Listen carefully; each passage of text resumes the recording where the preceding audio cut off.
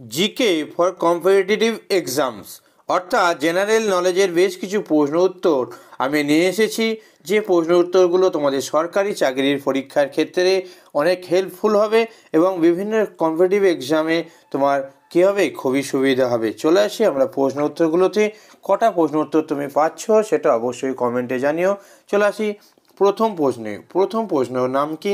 প্রথম প্রশ্ন হচ্ছে দ্য প্রিন্স গ্রন্থে রচয়িতা হলেন। অপশান আমরা 4টে করে অপশান পাচ্ছি, সঠিক অপশানটা তোমরা অবশ্যই জানিও। দেখো কি পাচ্ছি, সঠিক অপশান প্রথম আমরা পাচ্ছি অপশান এ প্লেটো, অর্থাৎ দ্য প্রিন্স গ্রন্থে রচয়িতা হলেন option A Plato, B Aristotle, C Laski এবং ডি হচ্ছে ম্যাকিয়াভেলি। সঠিক উত্তরটি হলো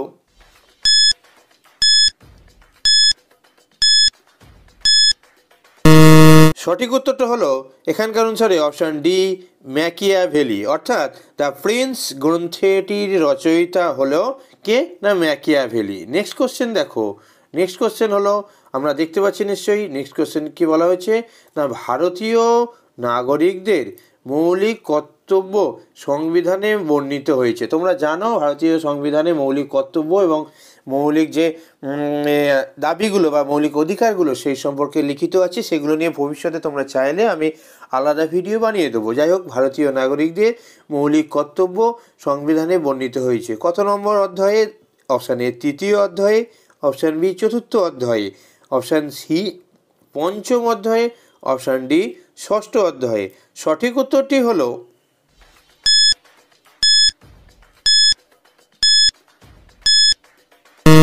ভারতীয় নাগরিকদের মৌলিক কর্তব্য সংবিধানে বর্ণিত হয়েছে অপশান বি, অর্থাৎ সঠিক উত্তর হচ্ছে চতুর্থ অধ্যায়ে।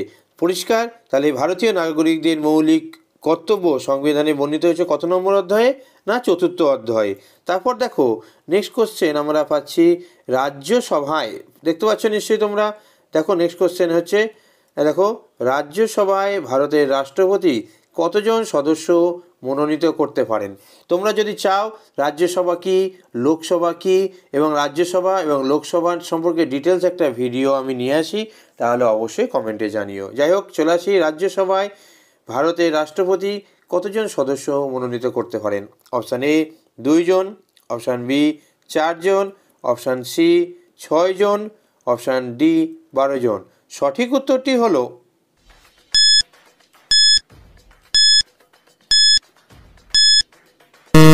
এখানকার সঠিক উত্তর হলো অপশান ডি 12 জন, অর্থাৎ রাজ্যসভায় ভারতের রাষ্ট্রপতি 12 জন সদস্যকে মনোনীত করতে পারেন। নেক্সট কোশ্চেন দেখো, নেক্সট কোশ্চেন কি বলা হয়েছে তোমরা দেখতে পাচ্ছ নিশ্চয়ই।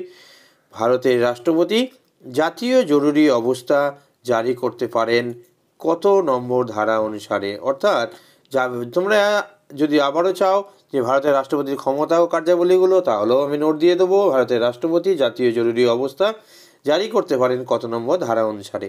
অপশান এ কি পাচ্ছি দেখো, অপশান এ পাচ্ছি, তোমরা দেখতে পাচ্ছ নিশ্চয়ই, অপশান এ পাচ্ছি 350 নম্বর ধারা, অপশান বি 352 নম্বর ধারা, অপশান সি 356 নম্বর, অপশান ডি 360 নম্বর। তাহলে জাতীয় জরুরি অবস্থা, অ্যাকচুয়ালি জরুরি অবস্থা কয় ধরনের হয় সেটাও যদি তোমরা জানতে চাও আমাকে কমেন্টে জানিও, তাহলে আমি জরুরি অবস্থা কয় ধরনের হয়, সেই ধরনের জরুরি অবস্থাগুলো কত নম্বর ধারায় আছে সেই সম্পর্কে ভিডিও আলাদা করে বানিয়ে দেবো। যাই হোক, সঠিক উত্তরটা তোমরা করে ফেলেছো নিশ্চয়ই।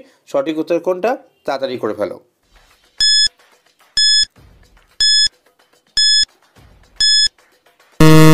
সঠিক উত্তর হচ্ছে অপশান বি 352 নম্বর ধারায়, অর্থাৎ ভারতের রাষ্ট্রপতি জাতীয় জরুরি অবস্থা জারি করতে পারেন 352 নম্বর ধারায়। পরিষ্কার?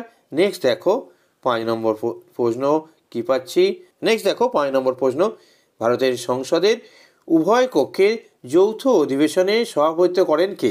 এখানে যে ভারতীয় সংসদ বা পার্লামেন্টের ব্যবস্থা যদি জানতে চাও অবশ্যই জানিও, ডিটেলস তোমাদের প্রশ্ন উত্তর করিয়ে দেবো এবং পড়িয়েও দেবো। এর সঙ্গে উভয় কক্ষ মানে লোকসভা এবং রাজ্যসভা সেই সম্পর্কে যদি জানতে চাও অবশ্যই জানিও। এবং এই যে লোকসভা এবং রাজ্যসভায় যৌথ অধিবেশনের সভাপতিত্ব কে করেন? আমরা অপশান কি পাচ্ছি দেখো, অপশান আমরা পাচ্ছি অপশান এ উপরাষ্ট্রপতি, অপশান বি লোকসভার স্পিকার, অপশান সি রাজ্যপাল, অপশান ডি রাষ্ট্রপতি।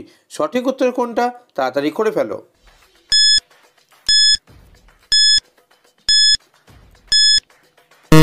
দেখো সঠিক উত্তর হচ্ছে অপশন বি, লোকসভার স্পিকার, যাকে আমরা অধ্যক্ষ বলে থাকি।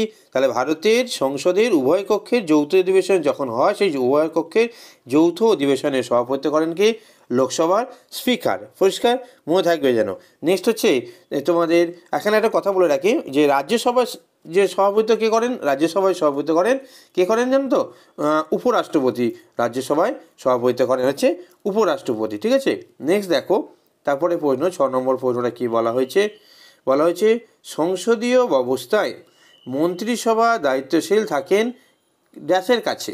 অপশান এ রাষ্ট্রপতির কাছে, অপশান বি প্রধানমন্ত্রীর কাছে, অপশান সি আইনসভার কাছে, অপশান ডি সুপ্রিম কোর্টের কাছে। সঠিক উত্তরটি তাড়াতাড়ি করে ফেলো।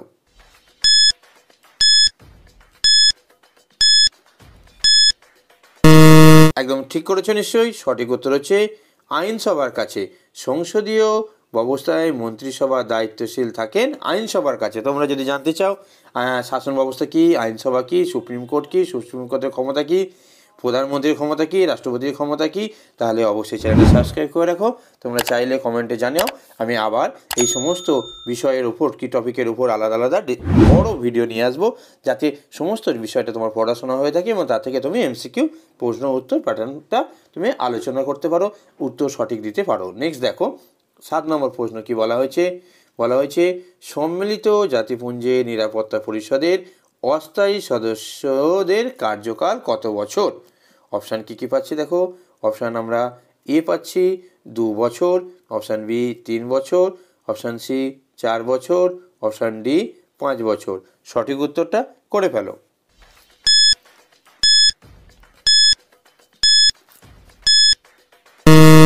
সঠিক উত্তর হচ্ছে অপশান এ 2 বছর, অর্থাৎ সম্মিলিত জাতিপুঞ্জের নিরাপত্তা পরিষদের অস্থায়ী সদস্যদের কার্যকাল কত? 2 বছর। তোমরা যদি সম্মিলিত জাতিপুঞ্জ সম্পর্কে ডিটেলস পড়াশোনা করতে চাও তাহলে কমেন্টে জানিও, আমি এই সম্পর্কে আলাদা একটা ভিডিও নিয়ে আসবো। নেক্সট কোশ্চেন দেখো, একদম সঠিক প্রশ্ন উত্তর পাওয়ার জন্য এই চ্যানেলটা ইচ্ছা গেলে সাবস্ক্রাইব করে রাখতে পারো। নেক্সট কোশ্চেন দেখো, রাজ্য আইনসভার উচ্চকক্ষ হলো ড্যাশ। অপশান কী পাচ্ছি দেখো। অপশান এ বিধানসভা, option B Vidhan Parishad, option C Lok Sabha, option D Rajya Sabha. সঠিক উত্তরটা করে ফেলো।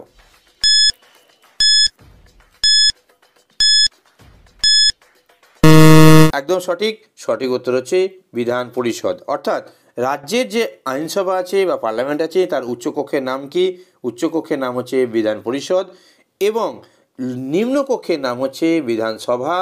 আমাদের পশ্চিমবঙ্গে বিধান পরিষদটা নেই, আমাদের কেবলমাত্র এক কক্ষ বিশিষ্ট রাজ্য আইনসভা আছে।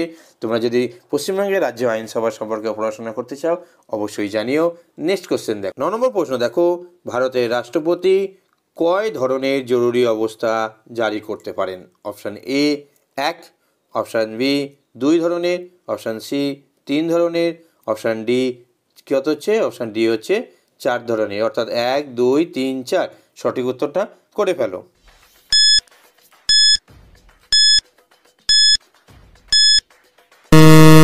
একদম সঠিক করেছো, 3 ধরনের হচ্ছে সঠিক উত্তর। অর্থাৎ ভারতের রাষ্ট্রপতি 3 ধরনের জরুরি অবস্থা জারি করতে পারেন।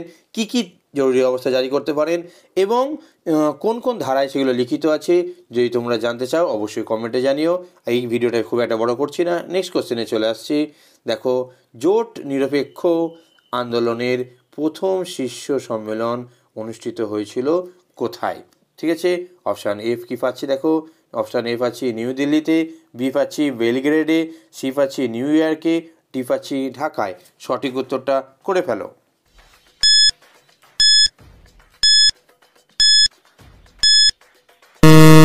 একদম সঠিক। সঠিক উত্তর হচ্ছে বেলগ্রেডে। অর্থাৎ জোট নিরপেক্ষ আন্দোলনের প্রথম শীর্ষ সম্মেলন অনুষ্ঠিত হয়েছিল কোথায়? অপশান বি বেলগ্রেডে। এটা হচ্ছে সঠিক উত্তর।